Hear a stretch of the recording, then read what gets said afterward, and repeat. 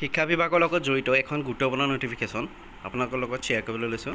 সমগ্ৰ শিক্ষাৰ mission director doctor ওম প্ৰকাশৰ তৰফৰ পৰা অসমৰ সকলো জিলাৰ district mission coordinator, inspector of school আৰু ডিষ্ট্ৰিক্ট এলিমেণ্টাৰী এডুকেশ্যন অফিচাৰলৈ অহা এই নটিছখনৰ বিষয়বস্তু হৈছে proper allocation of work to train teachers for ECC and FLN classes, অৰ্থাৎ early childhood care and education আৰু ফাণ্ডামেণ্টেল লিটাৰেচি এণ্ড নিউমাৰেচিৰ ট্ৰেইনিং পোৱা সেই শিক্ষকসকলে এই গুৰুত্বপূৰ্ণ নটিছখন আহিছে। দেখা গৈছে যে অসমৰ বহু জিলা বিদ্যালয়সমূহৰ শিক্ষকসকলে ECC আৰু FLN ট্ৰেইনিং লৈছে যদিও বিদ্যালয় পৰ্যায়ত সেই শিক্ষকসকল সেই লোৱাৰ প্ৰাথমিক পৰ্যায়ৰ ক্লাছসমূহত তেওঁলোকে ক্লাছ কৰা দেখিবলৈ পোৱা নাযায়, যাৰ ফলত এই যিটো ট্ৰেইনিং দুটা দিয়া আছে ECC আৰু FLN তাৰ কাৰ্যত প্ৰকৃত ইউটিলাইজেশ্যন হোৱা নাই। সেইবাবে এতিয়া এখন গুৰুত্বপূৰ্ণ নটিছ আহিছে যে ECC আৰু FLN ট্ৰেইনিং লোৱা সেই টিচাৰসকলৰ বিশেষকৈ ক শ্ৰেণী, প্ৰথম শ্ৰেণী আৰু দ্বিতীয় শ্ৰেণী ক্লাছসমূহ কৰিবলৈ সমগ্ৰ শিক্ষাৰ তৰফৰ পৰা জনাইছে।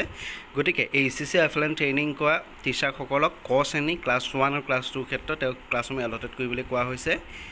এই গুৰুত্বপূৰ্ণ নটিফিকেশ্যনখন আপোনালোকৰ লগত শ্বেয়াৰ কৰিলোঁ। ধন্যবাদ।